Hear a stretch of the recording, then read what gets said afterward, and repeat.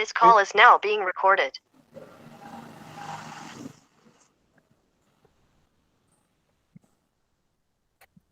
दोस्तों, लिखावट के इस ऑनलाइन कार्यक्रम में लिखावट की ओर से मैं आप सबका हार्दिक स्वागत करता हूँ। लिखावट मूलतः कविता का मंच है, जहाँ कविताएं ही कविताएं होती हैं। कभी कभी कविता पर बातचीत भी होती है।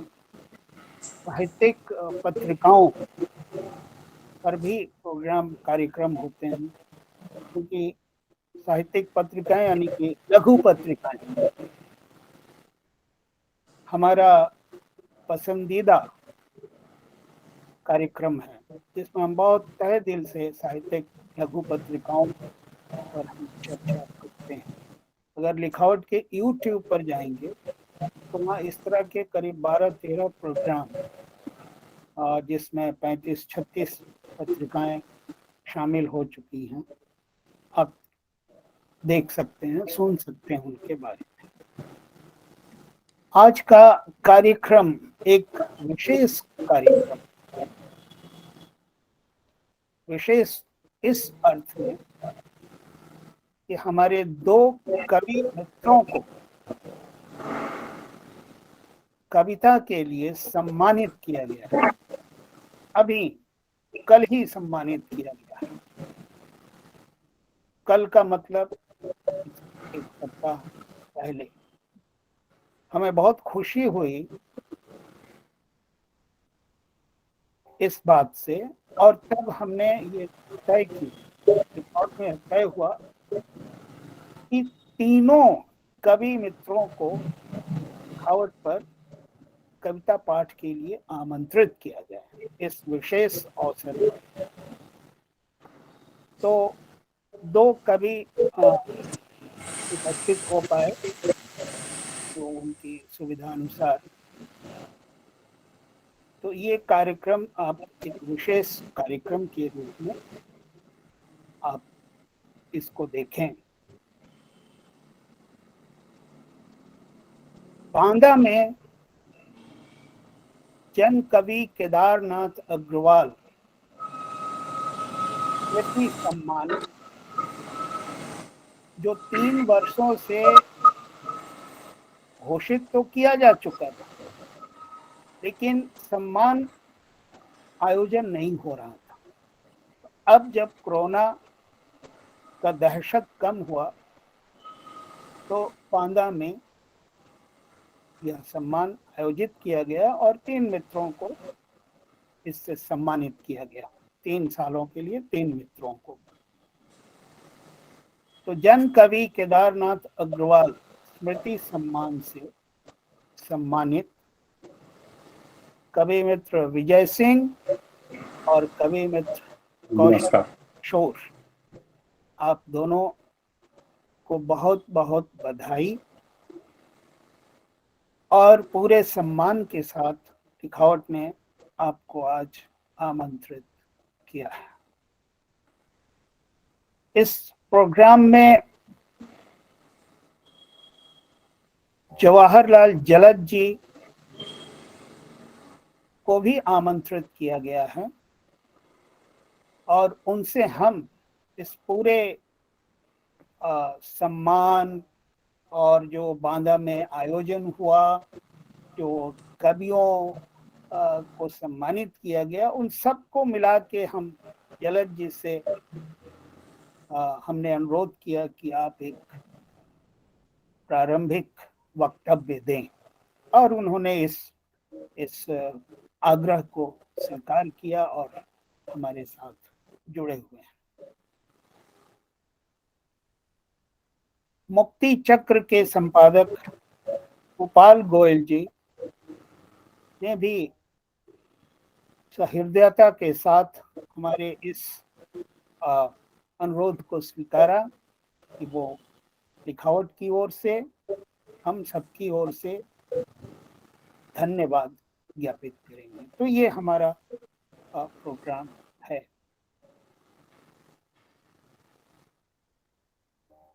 हिंदी श्रोताओं और पाठकों के बीच विजय सिंह और कौशल किशोर परिचित चेहरे हैं, यानी कि उनका पाठक उन्हें पहचानता है। और यह सबसे बड़ी बात है, जब पाठक पहचानता है तो फिर कवि के लिए यह सबसे बड़ा पुरस्कार भी होता है। और मैं जानता हूं कि जनवाद के बिना इस देश में कुछ भी नहीं हो सकता। वो वैज्ञानिक अवेयरनेस आ ही नहीं सकता है। अभी जो हमारे देश में जो कुछ भी चल रहा है, राजनीतिक सामाजिक जो उथल पुथल मचा हुआ है, उसका विकल्प जनवाद और जनवादी सोच और जनवादी कविता में ही। तो हम इस कविता को समृद्ध करने, लोगों तक ले जाने का काम लिखावट के लोग करते हैं। वो बहुत कुछ करना चाहते हैं, तो अपनी सीमाओं का भी ध्यान रखते हैं, कोरोना का भी ध्यान रखते हैं। जब कोरोना बहुत प्रचंड रूप में था, तब लिखावट ने ये ऑनलाइन का रास्ता, जो कि पूरी दुनिया ने चुना, लिखावट ने भी चुना। और उसके बाद से कविता पर काम चलता रहता है, लगातार चलता रहता है। और आप लोगों ने देखा भी होगा, सुना भी होगा, और ये काम लिखावट 1990 से कर रहा है। तो अब मैं लिखावट के पाठकों और श्रोताओं के लिए एक संक्षिप्त परिचय मैं यहाँ देना चाहूंगा, जो आज इस कार्यक्रम में सहभागिता करेंगे।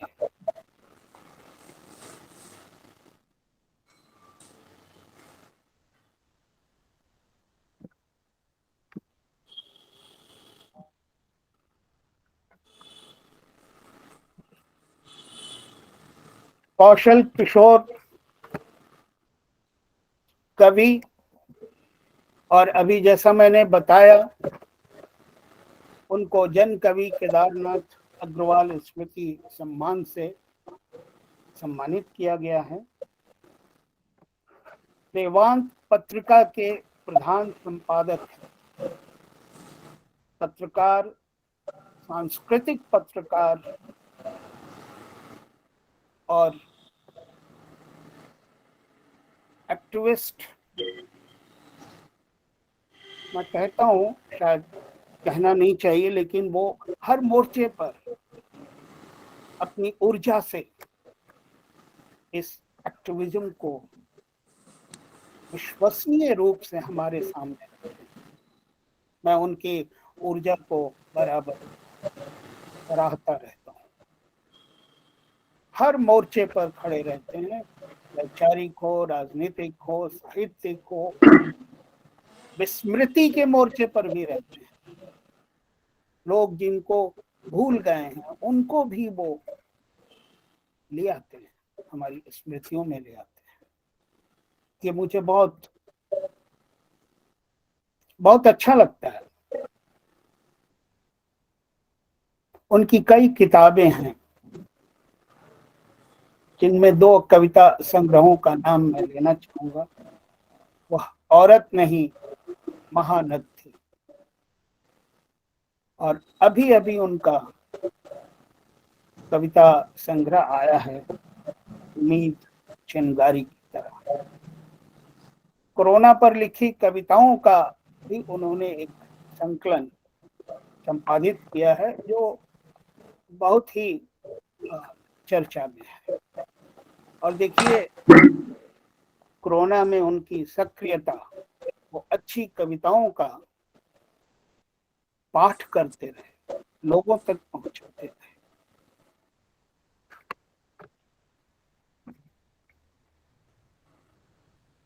विजय सिंह कवि और रंगकर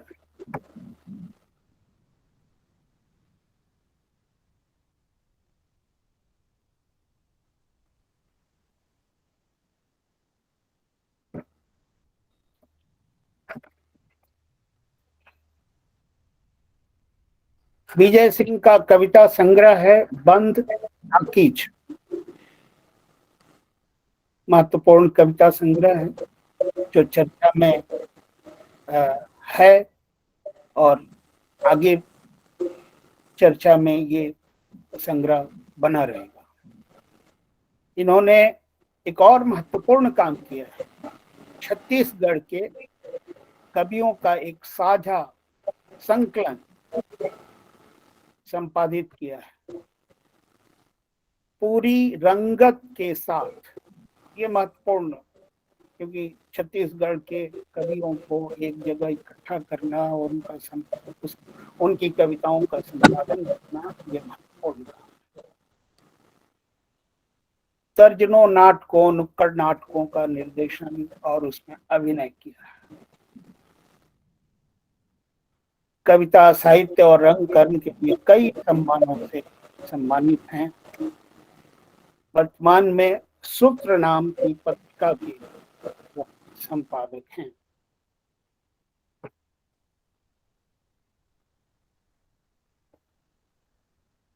जलज जी, जवाहरलाल जलज,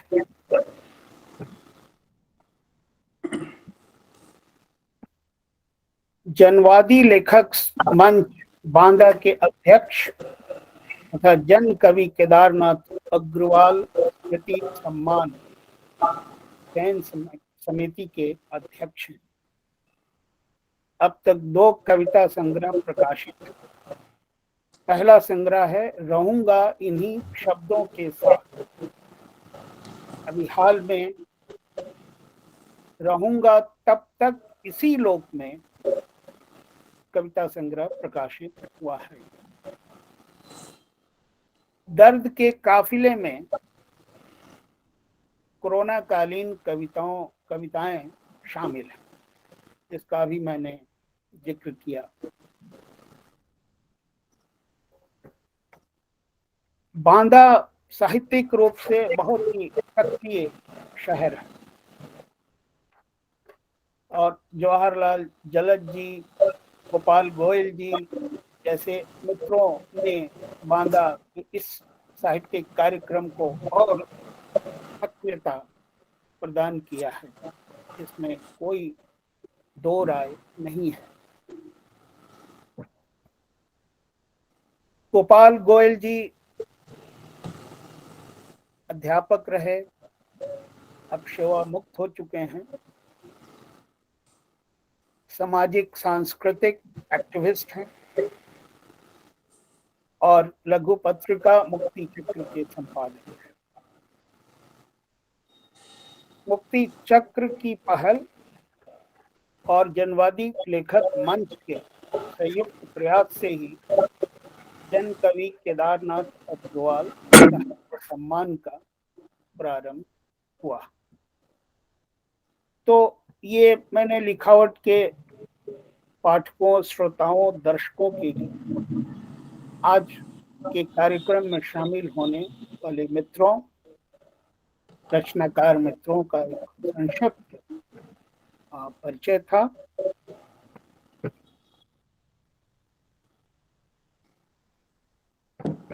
इस परिचय के साथ मैं जलज जी को आमंत्रित करना चाहता हूँ। जवाहरलाल जलज जी, उनके आरंभिक वक्तव्य।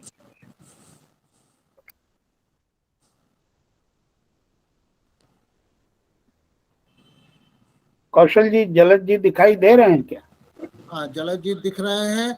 और जलद जी, आप अपना माइक, आपका म्यूट है, आप अपने माइक को ऑन कर लीजिए। और विजय जी, आप अपने माइक को म्यूट कर दीजिए। जलद जी, आप अपने माइक को, हाँ, माइक वाला जो बटन है उस पर क्लिक करेंगे तो आपका माइक ऑन हो जाएगा।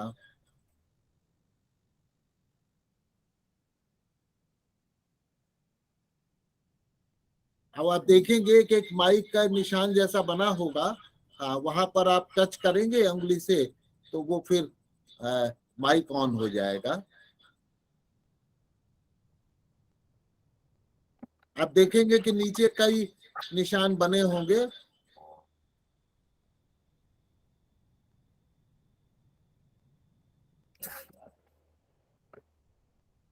जी, आ गए।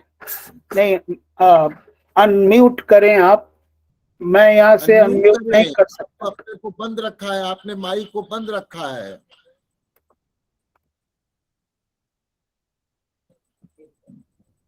आपका माइक बंद है। अरे भाई, क्या, अरे कोई इस तरह का बच्चा हो, माने कोई लड़का हो जो, नीचे देखेंगे कई तरह के निशान बने होंगे।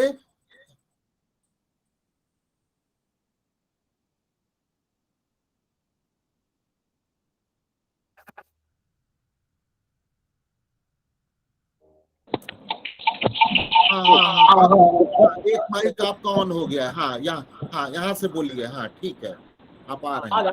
जवाहरलाल जलद जी का स्वागत है और उनको मैं आमंत्रित करता हूँ वक्तव्य देने के लिए। जलद जी, आवाज आ रही है कौशल भाई? हाँ हाँ हाँ, आ रही है, आप बोलिए। बहुत बहुत धन्यवाद संचालक नीरज श्रीवास्तव। आप जलद जी, आप दो डिवाइस पर हैं, एक को बंद कर दिया जाए। जी जी जी। आवाज गूंज रही है।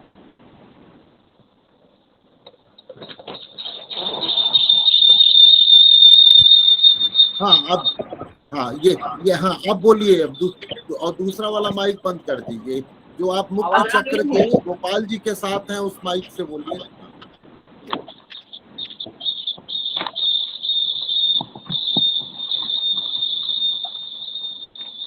हेलो, आवाज आ रही है? जी, आवाज आ रही है। आवाज आ रही है।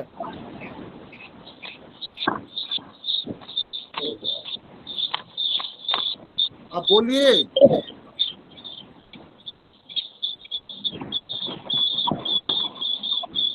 समय बहुत इसमें चला जाता है तकनीकी अज्ञानता की वजह से। हाँ, आवाज आ रही है? जी, आ रही है। आ रही है? बिल्कुल आ रही जी है। जी, आ रही है। अच्छा अच्छा अच्छा। हाँ, आप बोलिए जलद जी, जी, शुरू करिए। समय बहुत होता चला जा रहा है, आधा घंटा बीत गया।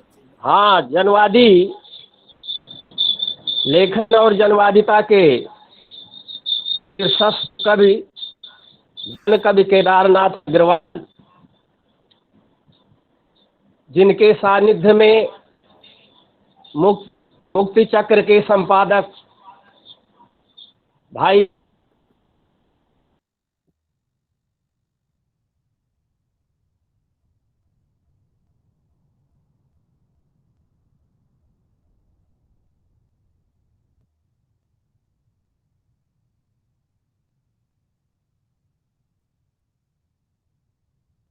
जलद जी डिस्कनेक्ट हो गए हैं। ऐसा मुझे लगता है कि कविता पाठ वाला कार्यक्रम कर दिया जाए, उसके बाद ही, तब तक जलद जी भी थोड़ा सहज हो जाएंगे और उसके बाद जलद जी और गोपाल जी से हम लोग अपनी की बातें सुन लें, है ना? जी, क्योंकि समय इसी वजह से जवाहरलाल जलद जी डिस्कनेक्ट हो गए हैं। तो हम जैसे वो कनेक्ट होंगे हम उनको सुनेंगे, तब तक मैं सम्मानित कवियों को कविता पाठ के लिए आमंत्रित करता हूं। तो सबसे पहले मैं विजय सिंह जी को आमंत्रित करता हूं। विजय सिंह,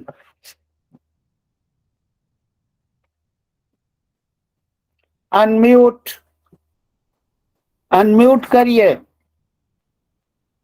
हाँ जी, अब आ रही आवाज? जी, आ रही है ना आवाज? हाँ, आ रही है। हाँ हाँ, सबसे पहले मिथिलेश जी। जलद जी, हमने ये कविता पाठ आरंभ कर दिया है। तब तक आप अपने कनेक्शन के बारे में देख लें। हाँ, विजय सिंह। सबसे पहले मिथिलेश जी नमस्कार, कौशल किशोर जी नमस्कार, जलद जी नमस्कार, गोपाल गोयल जी नमस्कार, सूर्य प्रकाश जी नमस्कार, और बांदा के तमाम मित्र, मैं आभार व्यक्त करता हूँ लिखावट साहित्य विचार की संस्था, जनवादी लेखक मंच बांदा तथा मुक्ति चक्र पत्रिका, जिन्होंने मुझे जन कवि केदारनाथ अग्रवाल सम्मान से सम्मानित किया। मैं आभार व्यक्त करता हूँ। परिस्थितियाँ अनुकूल नहीं रही, इसलिए मैं बांदा नहीं पहुँच पाया, लेकिन मिथिलेश जी और कौशल किशोर जी का पुनः आभार व्यक्त करना चाहूँगा कि उन्होंने इस तरह से लिखावट के माध्यम से हम सबको एक साथ जोड़ा। धन्यवाद। अधिक नहीं कहते हुए, ऐसा ही समय ज़्यादा हो गया है, मैं अपनी कुछ कविताएं सुनाता हूँ। स्वागत है। मेरी पहली कविता है तिरिया जंगल। बस्तर का सबसे घना जंगल, उस जंगल का नाम है तिरिया। तिरिया का जंगल अभिशप्त नहीं है सन्नाटे के लिए। तिरिया का जंगल अभिशप्त नहीं है सन्नाटे के लिए। काली मकड़ी जानती है और बुनती है तिरिया जंगल में अपना घर। तिरिया के जंगल में लाल चींटियां पत्तियों की मुस्कान में रचती हैं अपना समय, और टुकुर टुकुर देखती हैं बाहर की दुनिया को। कभी कभी बांस की झुरमुट से गुर्राता है तिरिया जंगल का बाघ, और तिरिया जंगल हंस पड़ता है। अक्सर चैत बैसाख की दोपहरी में आसमान का लाल सूरज तिरिया के जंगल में आग उगलता है, और पंड की चिड़िया सागौन की डाली से गाती है गाना, जिसे गांव की स्त्रियां सुनती है। यह वह समय है जब गांव की स्त्रियां मुंड में टुकनी उठाए वनोपज के लिए तिरिया जंगल की ओर निकलती हैं। गांव की स्त्रियों की पदचाप सुन तिरिया जंगल के तेंदुफल पक कर गिरते हैं टप टप धरती में। आम और चार पक कर करते हैं स्त्रियों के पास आने का इंतजार। गांव की स्त्रियां धूप धूप छांव छांव पेड़ पेड़ भरी दोपहरी में बेखौफ होकर घूमती हैं तिरिया के जंगल में। गांव की स्त्रियां तिरिया के जंगल को जानती हैं। तिरिया का जंगल गांव की स्त्रियों को पहचानता है और जानता है। यह वह समय है जब तिरिया का जंगल गांव की स्त्रियों की हंसी में खिलखिलाता झूमता है। सरई पत्तों, आम, चार और तेंदू से भरी टुकनी मूंड में उठाए जब लौटती हैं गांव की स्त्रियां अपने घर, तब तिरिया का जंगल एकदम चुप हो जाता है। तिरिया जंगल की यह चुप्पी आपको सचमुच डरा सकती है। धन्यवाद। दूसरी कविता है भात। महुए के गंध से बौराया है जंगल, मद मस्त हाथी की तरह चिंगार रहा है। महुए के गंध से बौराया है जंगल, मद मस्त हाथी की तरह चिंगार रहा है। कि पक गया महुआ, कि पक गया तेंदू। चीतल दूर दूर से दौड़े चले आ रहे हैं, नकटी भालू भी गुर्रा रहा है कि जंगल उनका है, जंगल उनका है। जंगल सबका है, महुआ बिनती मनाए जानती है, इसलिए अल सुबह निकल पड़ती है, पानी पेज और टुकनी उठाए जंगल की ओर। मई के महीने में महुआ टपकता है धरती में, टप टप, तब जंगल का जंगल जाग जाता है। जाग जाती है तेंदू, पेड़ में सोई पनकी चिड़िया भी, पगडंडी उठ बैठते हैं, उठ जाती है जंगली घास भी। महुआ बिनती मनाए नहीं जानती, मनसाए मजूरी करने कहाँ गया है, नागपुर, हैदराबाद या चेन्नई। मनसाए का बाट झोती बच्चों को पालती मनाए, जंगल में महुआ बिनेगी, तोड़ेगी तेंदू पत्ता। बाजार में 18 रुपये बिकता है नया महुआ, कोचिया कम दाम में मनाए से खरीदेगा महुआ तेंदू पत्ता, बेचेगा अपने दाम और घर बैठे हो जाएगा मालामाल। बस्तर के जंगल में अल सुबह फिर निकल पड़ेगी मनाए, और मनाए जैसी औरतें महुआ बिनने, तेंदुपत्ता तोड़ने, तब चूड़ेगा बस्तर के जंगल में भात। मैं जंगल में सांस लेता हूं, अगली कविता है। जंगल के सन्नाटे में पत्तियां गुपचुप गुपचुप बतियाती हैं, पत्तियों को सुनना है तो आपको वृक्ष होना होगा। जंगल के सन्नाटे में पत्तियां गुपचुप गुपचुप बतियाती हैं, पत्तियों को सुनना है तो आपको वृक्ष होना होगा। जंगल की हंसी में चमक है, इस चमक को छूने के लिए जंगल में गाती फुदकती चिड़ियों को देखना होगा।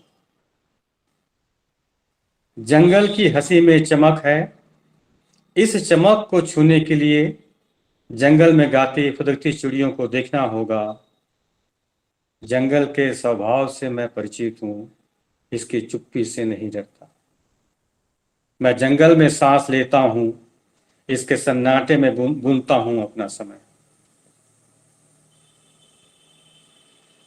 जंगल, अगली कविता है। महुआ पेड़ के नीचे आदिवासी लड़कियों की हंसी में है जंगल।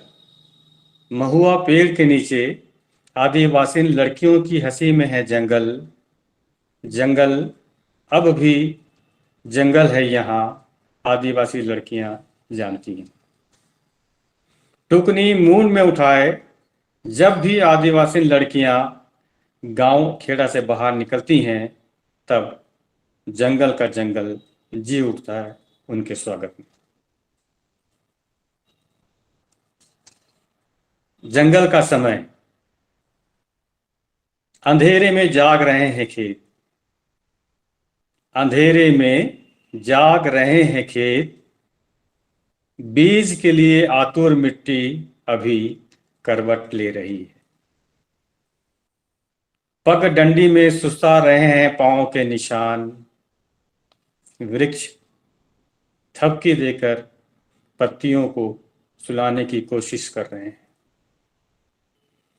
जुगनुओं की चमक में अंधेरा और निखर रहा है। जमीन की सूखी पत्तियां खड़क खड़क कर लोरियां गा रही हैं, जिसे पेड़ पर बैठी चिड़िया सुन रही है। दूर गांव में बज रहा है मांदर, और आसमान में लुका छुपी खेल रहा है चांद। हवा की दिशा में कोई जहरीला सांप खेत लांग रहा है। बांस के झुरमुट में बेफिक्र सोया पड़ा है बाघ। जंगल में रात दबे पांव नहीं आती है, आती है तैयारी के साथ। सन्नाटे में गूंजती है उसकी आवाज, साए साए, और अंधेरे की मचान में उसकी आंखें टिमटिमाती। नींद में जागता है जंगल, और थोड़ी सी आहट में सांप के फन की तरह उठ खड़ा होता है। जंगल का समय हमसे भी अधिक चौकन्ना है।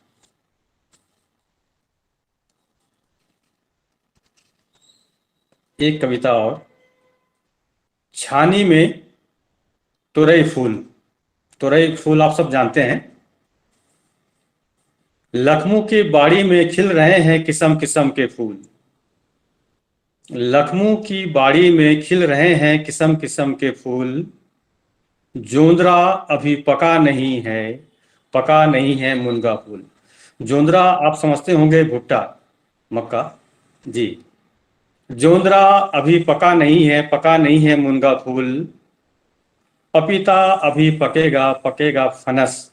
फनस यानी कटहल, हलवे के शब्द मैंने उपयोग किए इस कविता में। पपीता अभी पकेगा, पकेगा फनस। भात अभी पका नहीं है, चूड़ेगा अभी सुखसी साग। सुखसी अन्यथा सूखी जो मछलियां होती हैं उसको सुखसी कहते हैं। भात अभी पका नहीं है, चूड़ेगा अभी सुखसी साग। हांडी में अभी लांदा बदबदाएगा, छानी से उठेगा धुआं।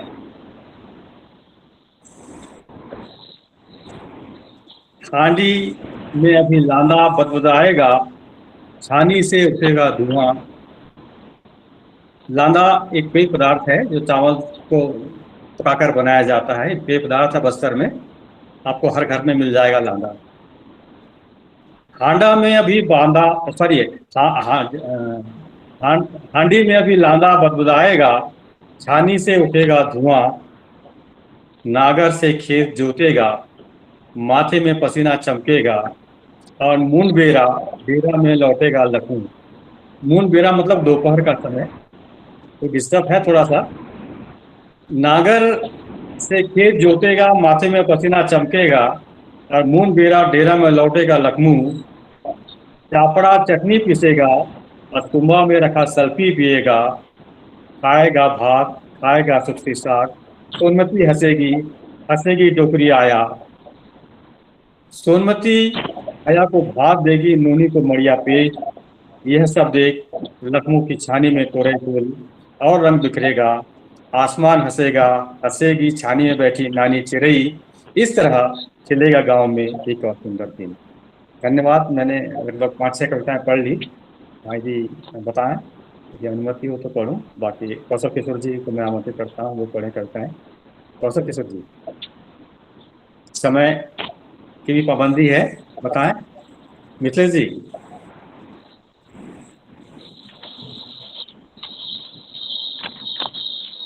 जी अपने को अनम्यूट कर ले। और जी। पढ़ के आप कविता पाठ एक कविता पढ़ दूं मैं? हाँ, एक जी जी जी। बोरा, बोरा। देखिए मैं बता दूं, अभी बस्तर में बोरा का मौसम है। जो बस्तर में जो सरेई के जंगल है उसके नीचे जब पहली बारिश होती है, बोरा नैसर्गिक रूप से पनप जाता है। वो बोरा यहाँ पे बहुत महंगा बिकता है, बहुत चावल से लोग इसको खाते हैं। ये कोई नहीं हुआ था, उससे मेरी कविता है कि अभी अभी पहली बारिश यहाँ हुई है जंगल में, और बोरा बस्तर शहर के मार्केट में, बाजार में आप बोरा पाएंगे। मैं उस पर एक कविता सुना रहा हूँ, बोरा। पहली बारिश में भीग कर जंगल की मिट्टी हंसती है।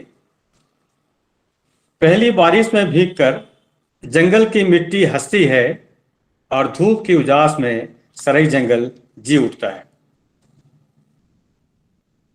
सरई जंगल में यह बोरा की आंख खोलने का समय है।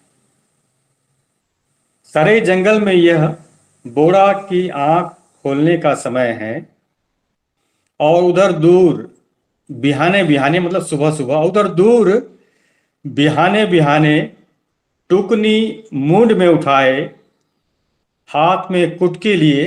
कुटकी का अर्थात छोटी सी पतली सी लकड़ी। हाथ में कुटकी लिए गांव की औरतें बोरा खोदने के लिए, खोदना मतलब खोदना, बोरा खोदने के लिए निकल पड़ती हैं जंगल की ओर।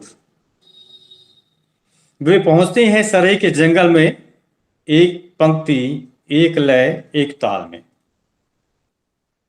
वे जानती हैं बोरा कोई नहीं बोता, सराय जंगल बोता है प्रकृति की छांव में। वे जानती हैं छोटा मटमैला जंगल का बोलता गोला, धरती का सीना चीर किस जगह शहर के बाजार को आंख तरेरने के लिए फूटता है। वे लोहुन लोहुन अर्थात झुक झुक कर, वे लोहुन लोहुन पाना को हटाकर भूमि को खोदती, बोरा को बीनती, हंसती बतियाती सराय जंगल में आगे बढ़ती हैं। और बोरा, टुकनी और सोली पैली, सोली मापने का जो पैमाना होता है छोटा सा, सोली पैली उठाए बोरा बेचने 10-10 कोस दूर गांव से नंगे पांव चली आती हैं जगदलपुर के बाजार में। वे आती हैं और बाजार में हड़कंप मच जाता है। बोरा बोरा के शोर में, बोरा के स्वाद में अच्छे खासे जगदलपुर के बाजार को साफ सूंघ जाता है। वे नापती हैं सोली पैली में बोरा, बोरा खरीदने वालों की भीड़ में हर बार हारता है जगदलपुर का हाइब्रिड बाजार। धन्यवाद मिथिलेश जी। बहुत बहुत धन्यवाद विजय जी। तो हमने देखा कि विजय सिंह की कविताओं में जंगल और जंगल जीवन कैसे आता है, मार्मिक वर्णन कविता के माध्यम से। तो अब मैं जन कवि केदारनाथ अग्रवाल स्मृति सम्मान से सम्मानित वरिष्ठ कवि कौशल किशोर जी को आमंत्रित करता हूं। आप जलद जी हमसे जुड़ गए हैं, लेकिन अब कौशल जी को सुन लेते हैं, उसके बाद जलद जी का वक्तव्य होगा, तो हम उनको सुनेंगे। थोड़ा सा हम चूंकि टेक्निकल प्रॉब्लम्स की वजह से, तकनीकी कारणों से यह क्रम बदलना पड़ा। तो मैं कौशल किशोर जी, आप सबके चहेते कवि कौशल किशोर जी को मैं लखनऊ से आमंत्रित करता हूं कि वे अपनी कविताओं का पाठ करें। कौशल किशोर जी। धन्यवाद मिथिलेश जी। मेरी आवाज आप लोगों तक पहुंच रही है? जी आ रही है।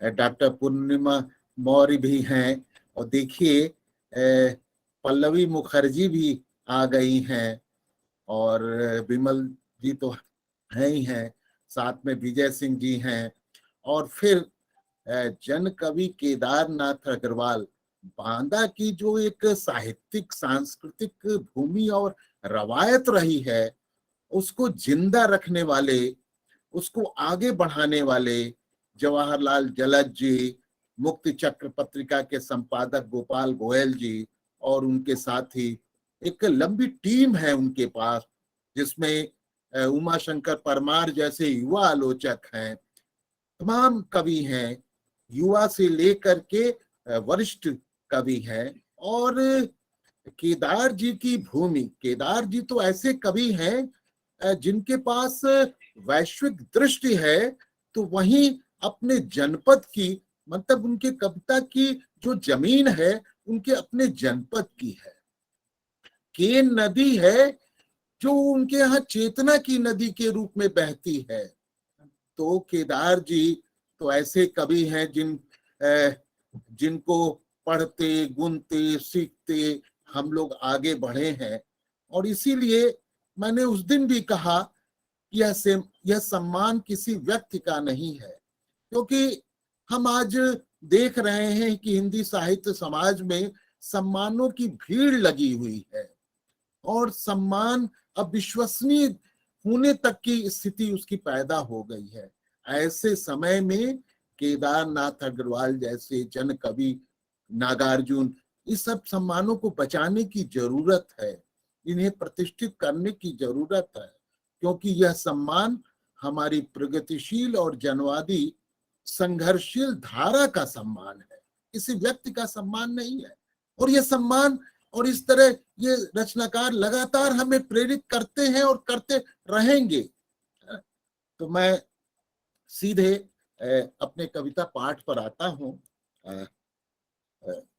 कुछ तरह तरह की कुछ कविताएं मैं सुनाता हूं। तो शुरुआत में किसान आंदोलन के दौरान जो 1 साल दिल्ली के बॉर्डर पर या कहिए उससे अधिक समय तक यह आंदोलन चला और जिसमें करीब 700 किसानों ने अपनी शहादतें दी। मैंने कई कविताएं उस पर लिखी, उसमें से 2 छोटी कविताएं मैं सुनाता हूं। खुशी। वह जानता है कि खुशी उधार नहीं मिलती, दूसरों को दुख देकर पाने में भी उसका यकीन नहीं है। वह किसान है, वह किसान है, उसकी खुशी खेतों में रहती है, जिसे वह तैयार करता है, जोता बोता है। फसलें जब लहलहा उठती हैं तो मन भी खुशियों से भर जाता है। अपने बच्चों से अधिक उसका फसलों पर भरोसा है, मतलब अपने बच्चों से अधिक उसका फसलों पर भरोसा है। सूखा, अतिवृष्टि और मौसम की मार झेलते हुए अनाज जब घर में आएगा, अनाज ही नहीं उसकी खुशी भी घर आएगी। अनाज ही नहीं उसकी खुशी भी घर आएगी। ये एक छोटी कविता थी। दूसरा किसानों के लौटने पर है। साल भर के आंदोलन के बाद जब सरकार ने 3 कृषि कानूनों को वापस लिया तो उसके लौटने के बाद की यह कविता है, किसानों का लौटना। वह जवान है, वह जवान है, पिता किसान है, बेटा उस बॉर्डर पर है, पिता इस बॉर्डर पर है। इस और उसके मिलन से सतलज और झेलम की अविरल धारा प्रस्फुटित है। दोनों उस देश के वासी हैं जहां गंगा जमुना से मिलती है। दोनों को इस मिट्टी से प्यार है जो सोना उगलती है। इस सोने पर लुटेरों, गिद्धों, बटमारों की नजर है। यह उनकी तिजोरी की शोभा बने, इसके लिए 1000 तिकड़म है। झूठ का कारोबार है, फौज फांटा लिए सेवा में नत सरकार है। कि हर तरफ जाल ही जाल, कि हर तरफ जाल ही जाल है। इसी जाल को काटते, लतियाते, धता बताते किसान राजधानी में आए थे। किसान राजधानी में आए थे। वे अपने साथ खेतों की मिट्टी लाए थे। वे अपने साथ खेतों की मिट्टी लाए थे। उन्होंने अपने होने को जताया और बताया भी, अपने होने को जताया और बताया भी कि राजधानी की जो जगमग है वह इसी मिट्टी से है, कि राजधानी की जो जगमग है वह इसी मिट्टी से है। भोजन की थाली जो विविध व्यंजनों से सजती है उसमें इसी की खुशबू है। अब वे लौट रहे हैं, अब वे लौट रहे हैं गांव की ओर, खेतों की ओर। जीत की खुशी के साथ वे लौटे हैं, जीत की खुशी के साथ वे लौटे हैं। कुछ गम भी है, पाया है तो खोया भी है। मन पर यादों का बोझ भारी है, इस बोझ के साथ वे लौटे हैं। उनका लौटना महज लौटना नहीं है, उनका लौटना महज लौटना नहीं है, यह भारत की ललाट पर खेतों की मिट्टी का चमकना है, यह भारत की ललाट पर खेतों की मिट्टी का चमकना है।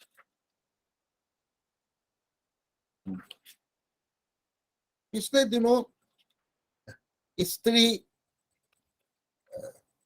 संदर्भों को लेकर के एक बहस चली थी सोशल मीडिया पर, और यह सुख और चरम सुख को लेकर के। पूर्णिमा जी जरा गौर करिएगा, पल्लवी जी और आप सब लोग भी, सुख और चरम सुख को लेकर के कि सुख क्या होता है, सुख सुख क्या होता है, यह चरम सुख क्या है यह भला। मैं कहां जान पाई सुख, चरम सुख और पता नहीं क्या क्या सुख। बचपन से माँ बापू से सुनती आई हूं कि पार लगाना है, पार लग जाए तो जिंदगी सवारत, कि पार लग जाए तो जिंदगी सकारत। उन्हें पार लगाना था, मुझे पार करना था। उन्हें पार लगाना था, मुझे पार करना था। उनका सुख पार लगाने में था, मेरा सुख पार करने में था। इस पार को पार करने में मैंने बहुत हाथ पांव मारे। इस पार को पार करने में मैंने बहुत हाथ पांव मारे। किनारा कहीं नहीं था, जल ही जल था, जल ही जल था। मैं जल जंतुओं से दूर भागती रही और भागती रही, पर भागकर जाती कहाँ।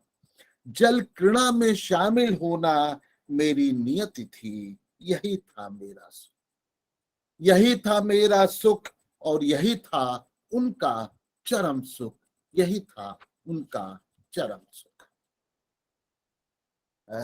पिछले दिनों सितंबर में अफगानिस्तान में तालिबानियों ने कब्जा किया, और तालिबानियों के कब्जे के बाद जो सबसे ज्यादा चोट पड़ी वह वहां के स्त्रियों के की जो प्रगति थी, उनकी जो स्वतंत्रता थी, जो कुछ भी उन्होंने वहां हासिल किया था, उस पर जो बंदिशें लगाई जा रही थी तालिबानियों की ओर से, उस पर यह कविता थी, ये कविता है।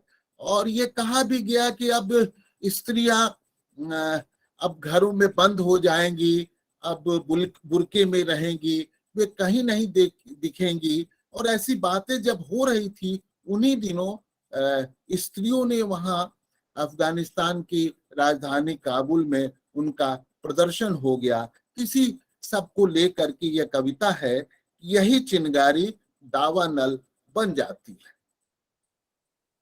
वहां दुखी दुख है, वहां दुखी दुख है।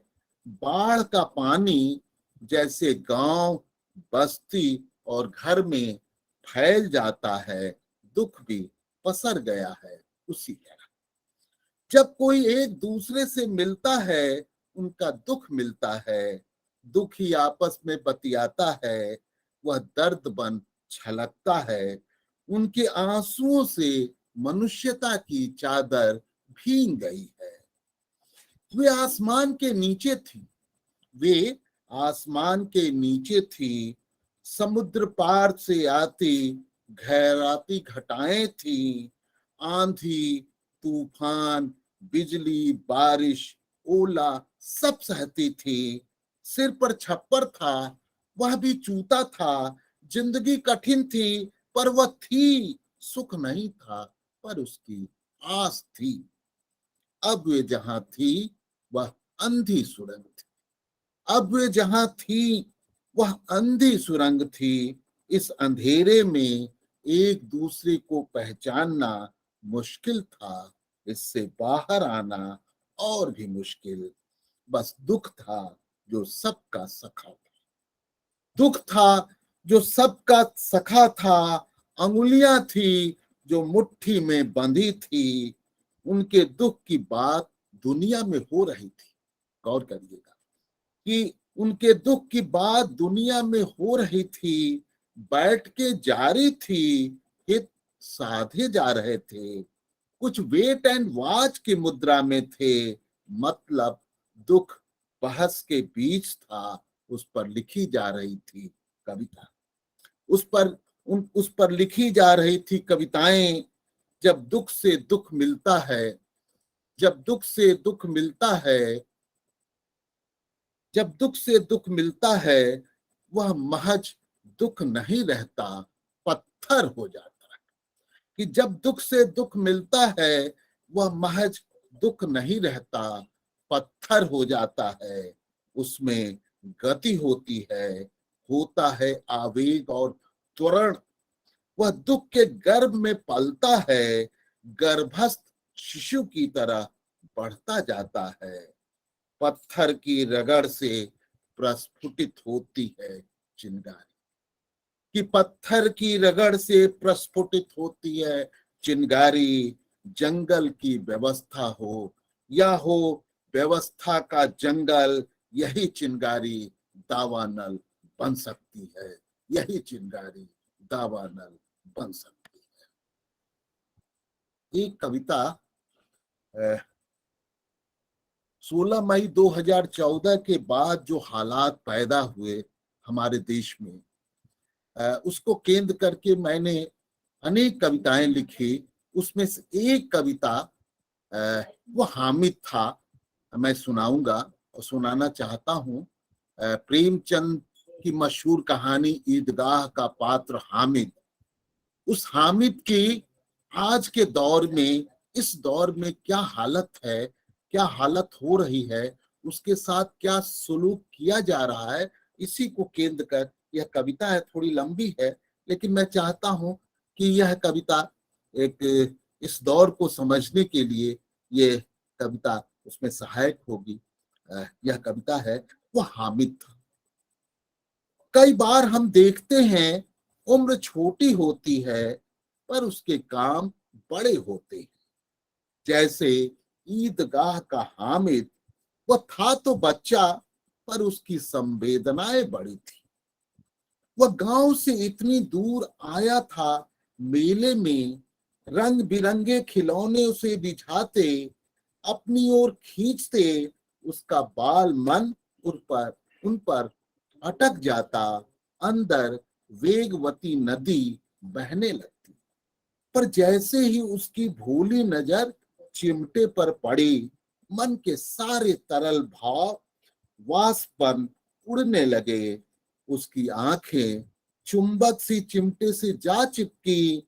उसे याद आई दादी, उसे याद आई दादी, उनका रोटी बनाना, उसकी सारी क्रिया, जैसे अंगीठी से तवा को उतारना, आग में रोटी को सेकना और फिर तवा को अंगीठी पर चढ़ाना, और इस क्रिया को बार बार दोहराना, और यह सब करते हाथ की अंगुलियों का जल जाना, दादी का तड़प उठना, सारे दृश्य उसके सामने सजीव हो उठे, कि सारे दृश्य उसके सामने सजीव हो उठे। वह लौट रहा था मेले से, वह लौट रहा था मेले से गांव की ओर, खुश खुश उछलता कूदता हंसता खिलखिलाता, चिमटे को तलवार की तरह नचाता। वह बना लेता उसे कभी हॉकी स्टिक तो कभी बल्ला, वह रख लेता कंधे पर गदा की तरह। उसका बचपन लौट आया था, अंग अंग से फूट रही थी मस्ती, बेखौफ बाल हंसी। वह हामिद था और यही उसका अपराध था। वह हामिद था और यही उसका अपराध था। बाबरी से दादरी तक जिन्होंने रौंद दी है इस धरती को, जो नरसंहार के इस खेल का कर रहे हैं विस्तार, उन्हीं की अदालत में मुकदमा पेश था। प्रेमचंद भी उनके कटघरे में थे, उनसे भी सवाल था कि क्यों नहीं उन्हें कर दिया जाए साहित्य से बेदखल। उनके खिलाफ भी गंभीर आरोप थे कि उन्होंने क्यों लिखी कहानी ईदगाह अरे लिखना ही था तो ये लिखते कथा अयोध्या की राजा रामचंद्र की विजय गाथा। हामिद गुनहगार था, हामिद गुनहगार था। हामिद ने मेले से चिमटा चुराया था। हामिद चोर था। हामिद के खिलाफ खुफिया रिपोर्ट थी। हामिद के कश्मीर से कनेक्शन थे। हामिद पत्थरबाजों में देखा गया था। हामिद के तार विदेश से जुड़े हैं। हामिद देश के लिए खतरा है। हामिद को पेड़ न बनने दिया जाए। हामिद को पेड़ न बनने दिया जाए। वे ही पेशकार थे। आज देख सकते हैं तीस्ता सीतलवाड़ की गिरफ्तारी को याद करिए, उससे जोड़ करके भी इस कविता को देखा जा सकता। वे ही पेशकार थे, वे ही हाकिम हुक्काम थे, वे ही वकील थे, वे ही मुंसिफ थे, वे ही न्यायाधीश थे। उन्हीं की अदालत थी। और हामिद के साथ जो हुआ उसे सारे देश ने देखा कि जिस चिमटे को उसने बड़े प्रेम से खरीदा था और जो इसी का प्रतीक था, उसे ही उतार दिया गया उसके जिस्म में। जहां बेखौफ बाल हंसी थी, वहां ठहाके की गूंज थी। जहां बेखौफ बाल हंसी थी, वहां ठहाके की गूंज थी। हामिद मारा गया। हामिद मारा गया। नहीं नहीं, हामिद नहीं मारा गया। मारी गई संवेदनाएं, हत्या हुई भाव और विचार की, जो हमें हामिद से जोड़ती है, जो हमें आपस में जोड़ती है, जो हमें इंसान बनाती है, जो हमें हिंदुस्तान बनाती है। हामिद मारा गया। नहीं नहीं, हामिद नहीं मारा गया। हामिद नहीं मारा गया। तो ये हामिद, वो हामिद था शीर्षक से कविता थी। अब अंत में मैं दो छोटी छोटी कविताओं से अपनी इस कविता पाठ का समापन करूंगा। एक कविता है, मैं और मेरी परछाई। मैं और मेरी परछाई बातें करते हैं। मैं और मेरी परछाई बातें करते हैं। घर परिवार दुनिया जहां सब उसमें शामिल है। हम रहते हैं साथ साथ, हम जीते हैं साथ साथ, हम लड़ते भिड़ते हैं साथ साथ। उजाले में ही नहीं, अंधेरे में भी है यह साथ। कुछ लोग हैं जो परछाई को घर में बंद रखते हैं। कुछ लोग हैं जो परछाई को घर में बंद रखते हैं। कहते हैं कि वो घर के लिए बनी है, उससे ही घर जलता है, चूल्हा जलता है। बच्चे पालना, कपड़े खींचना, इस्त्री करना, जूठे बर्तन साफ करना, मतलब हजार काम है जो उसे करना है। मेरी परछाई इस घर को तौबा करती है। गौर करिए कि मेरी परछाई इस घर को तौबा करती है। कहती है कि जो करना है मिलकर करना है। परछाई हूं, कोई गुलाम थोड़े ही हूं। हमारा रिश्ता मालिक और मजूर का नहीं है। वह मानती नहीं, जिद्दी है। वह मानती नहीं, जिद्दी है। मेरे संग डोलती है। जहां जाता हूं वह जाती है। जब मैं जेल गया वह भी साथ थी। जब मैं जेल गया वह भी साथ थी। डंडे पड़े दो चार, उसने भी सहे। इस तरह सुख ही नहीं, दुख में भी साथ रहती है। समय के साथ कहानी बदल चुकी है। समय के साथ कहानी बदल चुकी है।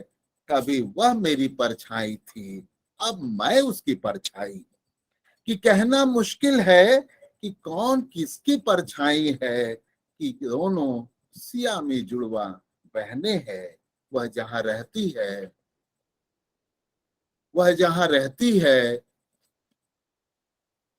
वह जहां रहती है, वहीं मैं होता हूँ, मैं जहाँ होता हूँ वहीं वह होती है, वह जहाँ रहती है वहीं मैं होता हूँ, मैं जहाँ होता हूँ वहीं वह होती है। और अंत में मेरा 70 पार करना। अभी पिछले साल 25 दिसंबर को के बाद मैंने 70 पार किया है, उसी को लेकर के कविता है, मेरा 70 पार करना। मेरा 70 पार करना बचपन में तैर कर नदी पार करने जैसा है। शरीर कई व्याधियों से घिरा है, पर दिल अब भी जवान है, उसी की तरह मचलता है, शरारतें करता है। मैं बचा हूं, यह लंबी जीवन यात्रा के बाद भी बचा रह गया हूं, तो इसलिए कि संकट से दोस्ती है, चुनौतियां संग दिल है, खतरों से खेलना आदत है।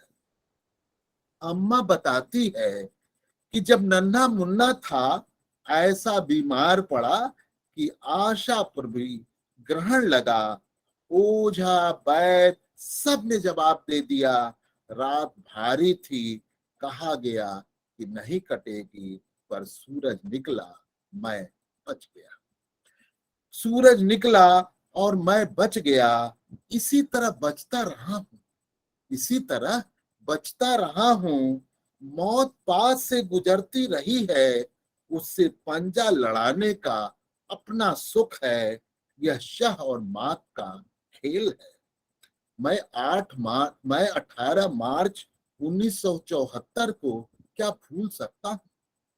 18 मार्च 1974 को क्या भूल सकता हूँ? वह दिन तो इतिहास में दर्ज है। यह हमारे लोकतांत्रिक देश की सरकार थी, जिसने छात्रों का स्वागत गोलियों से किया। पटना की सड़कें लहूलुहान हो चुकी थी। एक गोली तो मुझे स्पर्श करके निकल गई, पैर पर उसके निशान आज भी मौजूद है। बाबरी मस्जिद को गिराया गया, बाबरी मस्जिद को गिराया गया।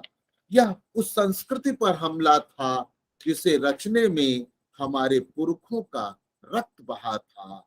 ऐसी अनेक जख्म आज भी मेरे सीने में, ऐसे अनेक जख्म आज भी मेरे सीने में है, जो रह रह कर रिश्ते हैं। अनेक लड़ाइयां जो पिछली सदी में लड़ी गईं, वे अब भी जारी हैं। मैं एक सिपाही की तरह उनमें शामिल रहा हूं। कोरोना से जंग में फेफड़ा छलनी हुआ, इन सब से लड़ते भिड़ते 70 पार पहुंचा। किन सब से लड़ते भिड़ते 70 पार पहुंचा हूं। यह जिंदगी का सबसे खराब दौर है और सबसे कठिन लड़ाई है। याद आता है कवि शमशेर का कहा कि अब जितने दिन भी जीना होना है, उनकी चोटें होनी है और अपना सीना होना है। कि अब जितने दिन भी जीना होना है, उनकी चोटें होनी है और अपना सीना होना है। धन्यवाद। इसी के साथ मैं अपने कविता पाठ का कार्यक्रम समाप्त करता हूँ। आप सभी मित्रों को शुक्रिया, धन्यवाद। मिथिलेश जी। धन्यवाद कौशल जी, आपने बहुत सुंदर कविताएं सुनाई। तो अब मैं जनवादी लेखक मंच बांदा के अध्यक्ष जन कवि केदारनाथ स्मृति सम्मान चयन समिति के अध्यक्ष और कवि जवाहरलाल जलद जी को आमंत्रित करता हूं उनके वक्तव्य के लिए, जो बीच में तकनीकी व्यवधान की वजह से रुक गया था। एक बात मैं और जोड़ना चाहता हूं कि इस आयोजन में इस सम्मान से 3 कवियों को सम्मानित किया गया था। सम्मानित किया जाना था, जिसमें से कौशल किशोर वहां पहुंचे थे, विजय सिंह जी पहुंचे नहीं थे लेकिन वो सम्मानित वहां हुए। आज हमारे साथ तीसरे कवि कुंवर रविंद्र,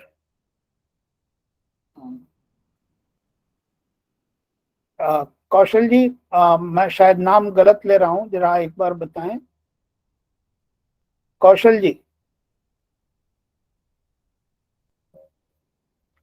कुंवर रविंद्र, कुंवर रविंद्र किसी नाम ठीक ले रहे हैं। की दिक्कत की वजह से आज नहीं आ पाए, तो हम लोग उनके सम्मान में एक कविता पाठ किसी और दिन रखेंगे। तो अब मैं जवाहरलाल जलद जी को आमंत्रित करता हूं। जलद जी, अपने को अनम्यूट करें।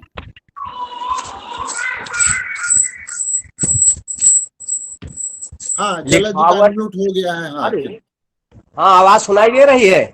जी जी जी, बहुत अच्छी आवाज है आपकी। लिखावट और आदरणीय मिथिलेश श्रीवास्तव जी का बहुत बहुत धन्यवाद। उन्होंने इस कार्यक्रम को बहुत विधिवत संचालित किया और कवियों का, जो हमारे सम्मानित कवि हैं, उनके काव्य पाठ को प्रस्तुत कराया। तकनीक समस्याओं के कारण जरूर, लेकिन कार्यक्रम में आगे पीछे चलता रहता है। मैं बहुत संक्षेप में आपके संज्ञान में लाना चाहूंगा कि जनवादी और प्रगतिवादी कविता के शीर्षस्थ स्तंभ केदारनाथ अग्रवाल जी के साथ मुक्ति चक्र के संपादक भाई गोपाल गोयल जी और मैं साथ साथ उनके साथ अंतिम सोपान तक जीवन के रहने का सौभाग्य प्राप्त हुआ है। इसलिए उनके सारे क्रियाकलापों से हम विधिवत वाकिफ रहे। कमासीन उनका गांव है। आपको जानकर प्रसन्नता होगी कि मेरा गांव भी उन्हीं का गांव है। इसलिए शुरू से ही उनकी सारी अनुभूतियां मेरे भीतर रहीं। केदार बाबू 22 जून 2000 को देह से नहीं रहे। हम लोगों ने सोचा था कि उनकी स्मृति में उनकी जीवंतता और परंपरा को बनाए रखने के लिए कोई सार्थक उपक्रम किया जाए।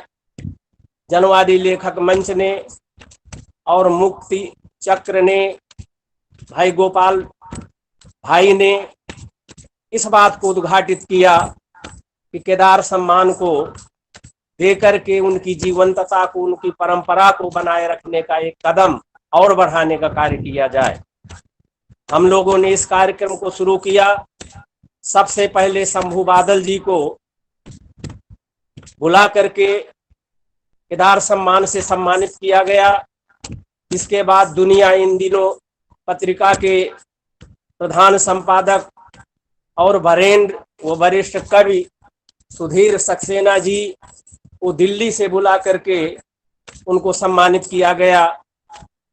2020, 2021 और 2022, ये 2020 और 2021 कोरोना महामारी के कारण हर बड़ा कार्यक्रम बाधित रहा। हमने क्रमशः पुरस्कारों को घोषित कर दिया था, लेकिन व्यवधानों के कारण हम समय के अंतर्गत इन पुरस्कारों को नहीं दे पाए, नहीं सम्मानित कर पाए। इकट्ठा समय को देखते हुए हमने सोचा था कि तीनों कवियों को, भाई विजय सिंह जी, कौशल किशोर जी और कुंवर रविंद्र जी को क्रमशः 2020, 2021 और 2022 के सम्मान समारोह आयोजित करने का एक साथ हमने प्रयास किया था कि एक ही समारोह में ये तीनों कवि को सम्मानित किया जा सके। 22 जून को ये कार्यक्रम बाना में आयोजित हुआ। तीनों हमारे सम्मानित कवि हैं और उनकी स्वीकृति के बाद हमने कार्यक्रम निर्धारित किया। कार्यक्रम के बाद आप सब लोगों को, पूरे देश को मालूम है कि ट्रेनों की संचालन व्यवस्था के बाधित हो जाने के कारण हमारे आदरणीय कुंवर रविंद्र जी, जिस देश के महत्वपूर्ण कवि और चित्रकार हैं, और हमारे महत्वपूर्ण कलमकार रंगकर्मी विजय सिंह जी, जिनके बारे में बहुत अधिक कहने की जरूरत नहीं रहती है, वो महत्वपूर्ण रंगकर्मी है। और रंगकर्मी का तो रंग अलग ही दिखाई पड़ा करता है, वो 7 रंगों में दिखाई पड़ते हैं नाट्य व्यवस्था के क्षेत्र में। उनको वो नहीं आ पाए, भौतिक रूप से उनकी उपस्थिति नहीं हो पाई। वो कार्यक्रम शून्यता के स्टेज में नहीं पहुंच पाया। हमने उनके सम्मान को बराबर बरकरार रखा है और उस सम्मान की जीवंतता को कायम रखने के लिए हमारे आदरणीय कौशल किशोर जी, जो वरिष्ठ कवि, लोकधर्मी, रचनाकार और आंदोलन धर्मी महत्वपूर्ण कवि हैं, जो आज बेहद जरूरी, जिनकी कविता और उनकी जरूरत इस देश को ही नहीं, समाज और संस्कृति को भी है। उन्होंने अपने साथियों के साथ ठीक टाइम पर यहाँ अपनी उपस्थिति दी। उनको विधिवत संचालित किया गया, सम्मानित किया गया। इस सम्मान जो समारोह आयोजित हुआ, उसमें आप सब लोगों को सुनकर के अच्छा लगेगा। हमारे आदरणीय मिथिलेश जी को और अच्छा लगना चाहिए कि इस कार्यक्रम की अध्यक्षता राष्ट्रीय और अंतर्राष्ट्रीय महत्व के व्यक्तित्व और जनवादी चिंतक तथा प्रगतिशील किसान विंग के महत्वपूर्ण व्यक्ति प्रेम सिंह को अध्यक्ष बनाया गया। हमारे लखनऊ से आए हुए युवा आलोचक प्रोफेसर अजीत प्रियदर्शी जी, कौशल जी के साथ अपनी सहभागिता की, और हमारे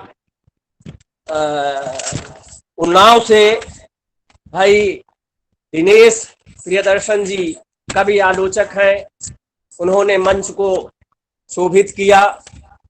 इन सारे महत्वपूर्ण लोगों के बीच में आदरणीय कौशल किशोर जी को भव्यता के साथ इस केदार की धरती बाना में उनको सम्मानित किया गया, और इन तीनों सम्मानित अतिथियों को सम्मान के रूप में स्वीकार किया गया। उनकी भौतिक उपस्थिति हुई है या नहीं हुई है, इससे हमने कोई अर्थ नहीं लिया। उनको उसी तरह से हमने सम्मानित माना, और उनका सारा उनके पास सब कुछ पहुंच जाएगा। वो हमारे सम्मानित कवि हैं।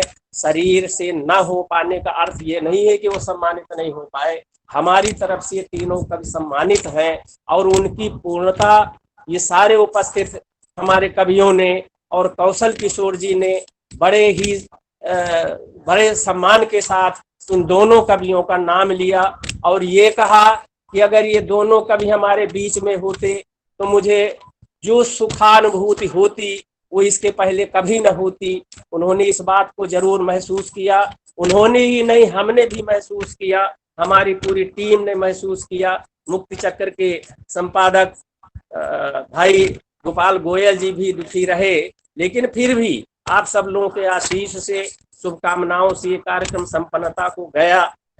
2 दिवसीय कार्यक्रम में हमने ये कार्यक्रम 2 दिवसीय रखा हुआ था। दूसरे दिन हम प्रेम सिंह जी की बगिया, जहां पर देश विदेश के लोग तमाम पाठ्यक्रमों को जानने के लिए, कृषि से संबंधित वैज्ञानिक चेतना को पनपाने के लिए वहां आते हैं, वहां पर हम सारे कवियों को और उनके नेतृत्व में भाई कौशल किशोर जी के इस कार्यक्रम को अधिक संचालित करने का, समारोह से लेकर आखिरी चरण तक उमा शंकर भाई जो हमारे युवा आलोचक हैं, उन्होंने अपनी महत्वपूर्ण उपस्थिति और सक्रियता अदा की। हम उनका भी धन्यवाद ज्ञापित करते हैं। भाई चूंकि समय बहुत अधिक हो गया है, मैं तो इन तीनों कवियों के विषय में बहुत कुछ और कुछ कहना चाह रहा था, और लेकिन मुझे खुशी है कि हमारे संचालक महोदय इस समय अमेरिका में, और सब उनसे बहुत विधिवत परिचित हैं, पूरा देश उनको जानता है। विजय सिंह जी के बारे में तो पहले ही आप बता चुके हैं कि वे महत्वपूर्ण कवि हैं, रंगकर्मी हैं। उनकी कविता संग्रह वन ताकीज, जो एक वास्तव में चेतना को खोलती है, वो अगर महत्वपूर्ण कवि वो हैं तो इस चीज से अपने आप ये सिद्ध हो जाता है कि सर्वनाम पत्रिका जैसी महत्वपूर्ण पत्रिका ने उन पर अंक निकाला है, और किसी पत्रिका का समर्पित होना किसी व्यक्तित्व पर उसकी महत्ता का ही द्योतक होता है। भाई सृजनात्मकता और रंग कर्म के लिए विजय जी को अनेक सम्मानों से सुशोभित किया गया है, सम्मानित किया गया है, और वो आज भी कविता और रंगमंच के साथ साथ वर्तमान में सूत्र पत्रिका का संपादन पूरी जिम्मेदारी के साथ उसका निर्वाह कर रहे हैं। हम उनके उज्जवल भविष्य की उनकी हार्दिक कामना करते हैं। मंच ने, जनवादी लेखक मंच, मुक्ति चक्र पत्रिका ने संयुक्त रूप से उनको सम्मानित किया है। वो निश्चित रूप से अपने को पूरी तरह से मैं इसलिए महत्वपूर्ण मानूंगा कि केदारनाथ अग्रवाल की परंपरा को पदस्थ रखने वाले उन रचनाकारों को जो ऐसी धारा के लिए समर्पित हैं और जीवंतता को बनाए हुए हैं, उन्हीं लोगों को, उन्हीं कवियों में से एक कवि को प्रतिवर्ष 22 जून को केदार सम्मान प्रदान किया जाता है। ये तीनों कवियों को दिया।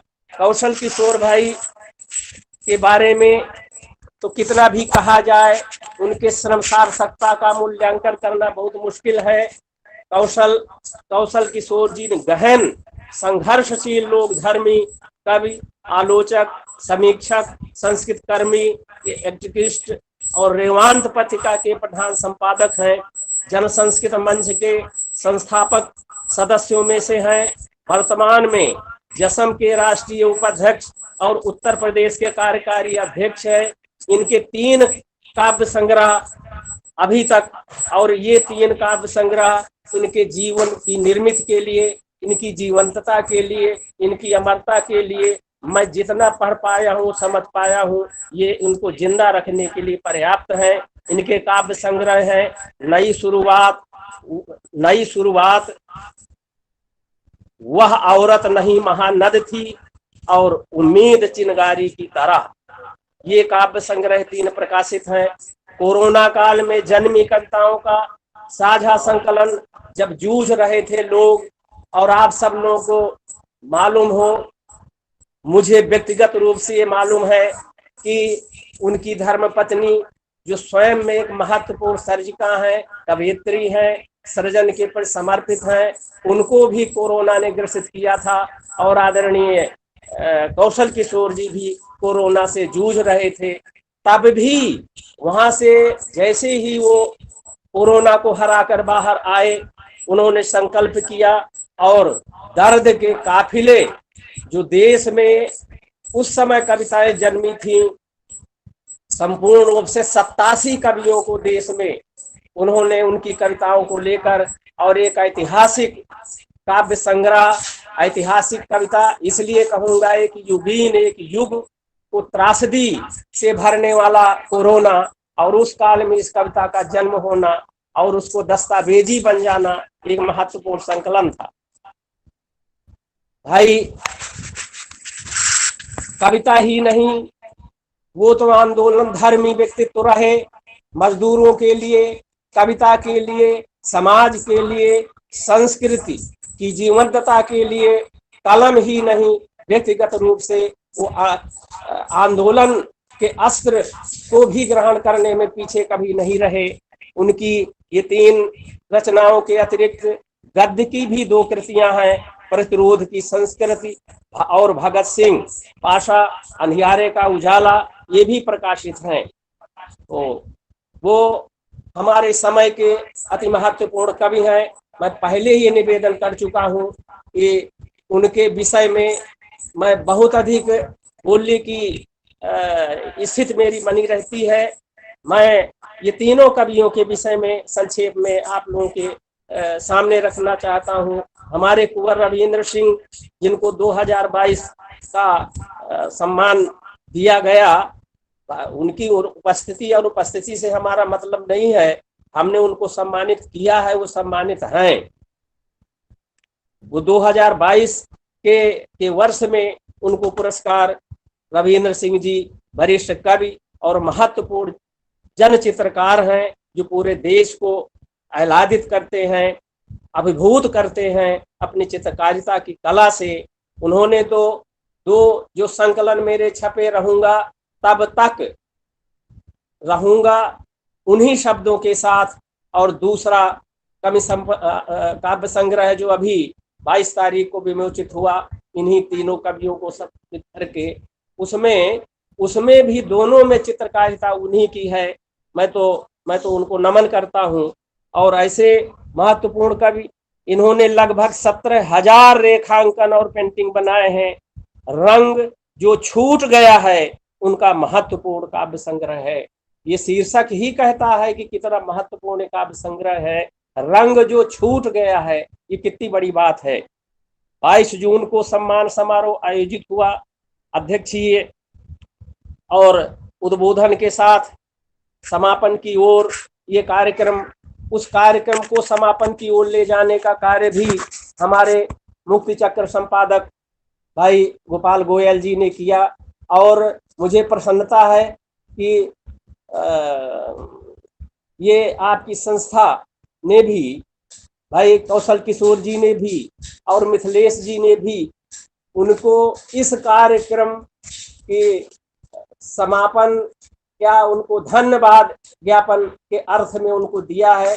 मुझे प्रसन्नता हुई इस बात की कि वो धन्यवाद के लिए ही पैदा हुए हैं, और इसी के लिए हर कार्य का बड़ा सा बड़ा कार्यक्रम क्यों न रहा हो, यहाँ बड़े से बड़े कवि सम्मेलन और कविता का अनुष्ठान जो पूरे बांदा में जब से हम है चलता रहा, उसमें मुक्ति चक्र का बहुत बड़ा योगदान है। हम मंच की तरफ से उनका खुद धन्यवाद करते हैं। और ये आदरणीय मिथिलेश जी सहित भाई कौशल किशोर जी, विजय किशोर जी, रविंद्र जी, सबका हम हृदय से आभार व्यक्त करते हैं, बहुत बहुत उनका सम्मान व्यक्त करते हैं। और केदार के सम्मान से सम्मानित वो हुए, ये हमारा नहीं, उनकी रचना धर्मिता का श्रेय है। उन्होंने जो कुछ किया हम लोगों को दिल को छुआ, और यही परंपरा इस सम्मेलन की, इस समारोह की और सम्मान की है। मैं अधिक समय न लेता हुआ मैं पुनः संचालक महोदय आदरणीय मिथिलेश जी से, जिन्होंने बड़ा श्रम किया, कौशल किशोर जी ने, उनके श्रम कहना क्या है, वो रात दिन अब भी लगे रहते हैं और 70 को पार कर गए हैं, लेकिन पूरी तरह से युवा दिखते ही नहीं, बल्कि युवा पूरी तरह से लगते हैं और हैं, क्योंकि वो ऐसा तो लगते नहीं कि 70 साल के हो गए। कविता में भी है कि दिल युवा है, दिल जवान है, वो खुद महसूस करते हैं, ऐसा नहीं कि नहीं महसूस हो। तो मैं इन्हीं शब्दों के साथ लिखावट की पूरी समिति को, सबको अपने हृदय से जनवादी लेखक मंच की तरफ से भी उनका धन्यवाद ज्ञापित करता हूँ कि ये तीनों कवियों के सम्मानार्थ इन्होंने ये आयोजन किया और हम लोगों को उसमें शेयर किया, सहभागिता करने का अवसर प्रदान किया। बहुत बहुत धन्यवाद। धन्यवाद जलद जी, आपके विस्तृत वक्तव्य से लिखावट के दर्शक लाभान्वित होंगे और सम्मान के बारे में जानेंगे, जनवादी लेखक मंच बांदा के बारे में जानेंगे, और आज हमारे आमंत्रित कवियों के बारे में तो जानते ही हैं, पहले से ही जानते हैं, और उनकी कविताएं लोगों ने सुनी। बहुत बहुत आभार जलद जी कि आपने समय निकाला और लिखावट से जुड़े। इसके पहले कि मैं गोपाल गोयल जी को आमंत्रित करूं धन्यवाद ज्ञापन के लिए, मैं सभी से अनुरोध करना चाहूंगा कि आप लोग लिखावट के YouTube को सब्सक्राइब करिएगा और ये पूरा प्रोग्राम लिखावट के YouTube पर उपलब्ध रहेगा। तो अब मैं मुक्ति चक्र के संपादक गोपाल गोयल जी को आमंत्रित करता हूं, वो आज कार्यक्रम का समापन करें अपने धन्यवाद ज्ञापन।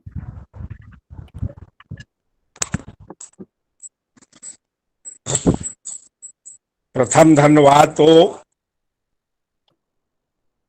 भाई मिथिलेश श्रीवास्तव जी का, जो लगातार लिखावट व्हाट्सएप समूह के जरिए सक्रिय रहते हैं और सक्रिय बनाए रहते हैं दूसरे लोगों को। खास तौर से आज हम जिस वातावरण में जी रहे हैं, मैं तो सीधे सीधे कहता हूं कि फासिज्म के युग में जी रहे हैं। फासिज्म के अलाव हमारे चारों तरफ जल रहे हैं। ऐसे में ये छोटे छोटे आयोजन, देखने में छोटे आयोजन भले हों, लेकिन ये महत्वपूर्ण है, ये सार्थक है, सराहनीय है और दस्तावेजी है। कहीं ना कहीं जो चिंगारी जल रही है और ये चिंगारी 16 बनेगी, हमें आजादी फिर से मिलेगी और हमारा वो अच्छा समय जो हमारे पूर्वजों ने देखा या जिसकी परिकल्पना उन्होंने की, जिस अच्छे सभ्य समाज की, जिस समाजवादी समाज की परिकल्पना के लिए हम लोग संघर्ष कर रहे हैं, वो समय आएगा, जरूर आएगा। क्योंकि आपने देखा अभी कि आज हमने उन दो कवियों की रचनाएं सुनी जिनको मुक्ति चक्र जन कवि केदारनाथ अग्रवाल स्मृति सम्मान से सम्मानित किया गया है। दोनों कवियों की रचनाओं में जो समानता की एक बात आ रही है कि लोक जीवन बोल रहा है। अगर विजय सिंह अपनी कविताओं में जल जंगल जमीन की बात कर रहे हैं, तो कौशल किशोर जी प्रेमचंद की विरासत को का पुनर्पाठ नए संदर्भों में कर रहे हैं। हामिद कविता को पढ़ के उन्होंने प्रेमचंद की स्मृतियों को जीवंत करने की चेष्टा की है। ये बहुत बड़ी बात है। बाकी की कविताएं वो केवल रचना धर्मिता से नहीं, रचनाओं के जरिए, शरीर के जरिए, वाणी के जरिए लगातार सक्रिय हैं और आंदोलनकारी हैं। और मुझे तो ये कहने में कोई संकोच नहीं हो रहा कि आज हमने जिन दो कवियों की कविताएं सुनी, ये दोनों आंदोलनकारी हैं। बांदा में अभी सम्मेलन हुआ था 22-23 जून को।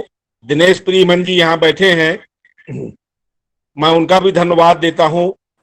आज जो श्रोता अपना कीमती समय निकाल के यहाँ आए, जैसे डॉक्टर DM मिश्र जी, पल्लवी जी, हमारे जवाहरलाल जलद जी, जवाहरलाल जलद जी का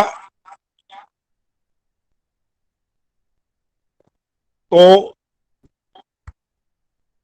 हम धन्यवाद यहां भी देते रहे। मैं आप लोगों का ध्यान इस तरफ आकर्षित करना चाहता हूं। आपको बताऊं तो हम लोग तो यहाँ बैठ के देख रहे थे, बांदा में जिन 2 दिनों में केदार सम्मान का आयोजन हो रहा था, बड़ी विषम परिस्थिति थी। उनकी पत्नी यहाँ अस्पताल में भर्ती थी गंभीर हालत में, और उन्होंने किसी को हवा नहीं लगने दी।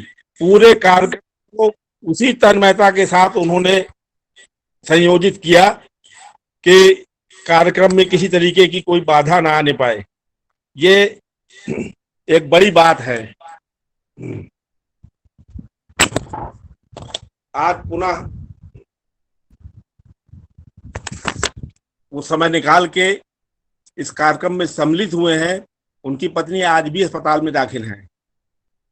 अभी हम भी उनके साथ जाएंगे और उपचार के लिए देखेंगे क्या क्या संभावनाएं हैं। तो आज के इस आयोजन के लिए हम अपने साथी भाई मिश्लेश जी का बहुत बहुत आभार व्यक्त करते हैं कि उन्होंने हमको एक बहुत अच्छा मौका दिया, बहुत ऊर्जा मिली और बहुत शक्ति मिलती है इस तरीके के आयोजनों से। कम मुझे तो बहुत शक्ति मिलती है और एक प्रेरणा मिलती है। यार निरंतर संघर्षरत रहना है। माने रचनाकार रचना भी कर रहा है, कविता भी कर रहा है, आंदोलन भी कर रहा है, रंगकर्मी भी है, चित्रकार भी है, इप्टा के जरिए नाटक भी कर रहा है, जल जंगल जमीन की बात भी कर रहा है, आदिवासियों के बीच में भी काम कर रहा है। एक रचनाकार से या एक व्यक्ति से आप कितनी अपेक्षा कर सकते हैं।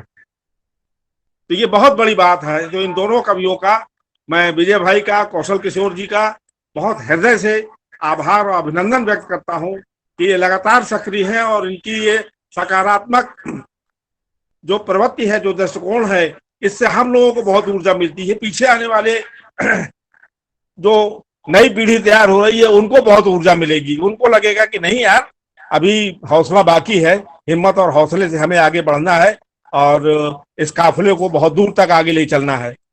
अगर एक छोटा सा निवेदन और है मिथिलेश जी से और कौशल जी से कि 22 तारीख को जो कार्यक्रम आयोजित था वो शायद कांटों भरा था, अग्निपथ था। अग्निपथ के कारण हमारे भाई विजय सिंह और कुंवर रवीन जी मन मार के रह गए होंगे, किसी कारण नहीं आ सके, अग्निवीरों ने रास्ता रोक दिया। तो यहाँ पर उनको दिया जाने वाला स्मृति चिन्ह मौजूद है। तो अगर मिथिलेश जी की अनुमति हो तो भौतिक रूप से न सही, प्रतीकात्मक रूप से हमारे जनवादी लेखक मंच के अध्यक्ष आदरणीय जवाहरलाल जलद जी यहाँ मौजूद है, तो उनके हाथों से फोटो के जरिए सही उनको हम यहाँ समर्पित कर दें। बहुत बहुत सुंदर प्रस्ताव, ये मेरे मन की बात आपने कह दी। हाँ, बहुत बढ़िया गोपाल गोयल जी, आपने मेरे मन की बात कह दी।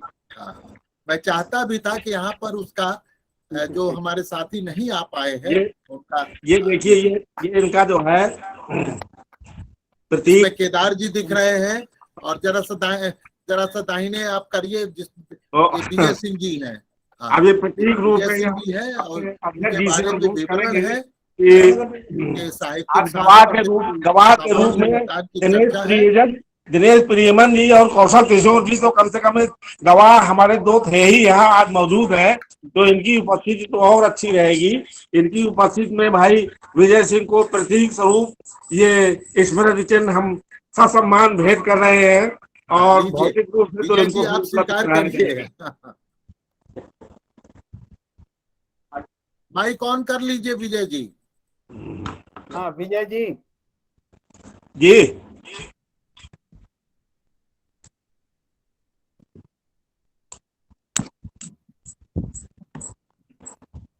अनम्यूट करिए, अनम्यूट कर लीजिए। एक बार पुनः सभी साथियों का, सूर्य प्रकाश जी नगर जी भी यहाँ पर मौजूद है। गोयल जी उनके दो शब्द सुन लेते हैं। जी, डॉक्टर पूर्णिमा मौर्य जी, जवाहरलाल जलद जी, विमल किशोर जी, कौशल किशोर जी और दिनेश प्रियमन जी, इन सभी के प्रति मैं बहुत आभार व्यक्त करता हूँ। सबको बहुत धन्यवाद देता हूँ। अशोक श्रीवास्तव जी, मिथिलेश जी से जरूर अनुरोध करूंगा कि आप सक्रियता बनाए रखिए। हम दिखावट में समूह में बराबर देखते रहते हैं, आप कुछ ना कुछ आपका आयोजन होता रहता है। हम सारे आयोजनों में हम सारे लोग, बांदा के लोग आपके साथ दूर बैठ के ही, आप समझिए निकट रूप में हम आपके साथ शामिल हैं, शामिल रहेंगे। पुनः कौशल जी ने पर्दे के पीछे से इस आयोजन का नेपथ्य में रह के इसका आयोजन किया और हमको आज ये खुशी तो ये हो रही है कि चलिए विजय भाई को स्मृति चिन्ह प्रतीक स्वरूप से ही आज ये दिया गया। अब ये उन तक इसी तरह पहुंचेगा, कुंवर रवीन जी तक भी पहुंचेगा। और हम लोग एक योजना बना रहे हैं कि इस साल जनवरी में एक आयोजन फिर से हम लोग बांदा में करेंगे और अपने बहुत सारे साथियों को यहाँ बुलाने का मन बना रहे हैं कि यहाँ पे रह के केदार की धरती में कुछ किया जाए। एक हम लोग केदार जी के नाम पे ट्रस्ट भी बनाने की सोच रहे हैं, कहीं पे हम भूमि वगैरह की भी तलाश कर रहे हैं कि अगले वर्ष का 22 जून का जो उनकी पुण्यतिथि पे कार्यक्रम हो, तो अगर सहयोग मिलता रहा जिस तरह से मिल रहा है तो वो केदार भवन में ही होगा। वाह, बस इन्हीं शब्दों के साथ मैं अपनी वाणी को विराम देता हूँ। सभी साथियों के प्रति हृदय से आभार व्यक्त करता हूँ, खास तौर से मिथिलेश जी, कौशल किशोर जी और विजय भाई, बहुत अच्छी कविताएं सुनाई हैं, तबीयत खुश हो गई। धन्यवाद। आप सभी का धन्यवाद लिखावट की ओर से।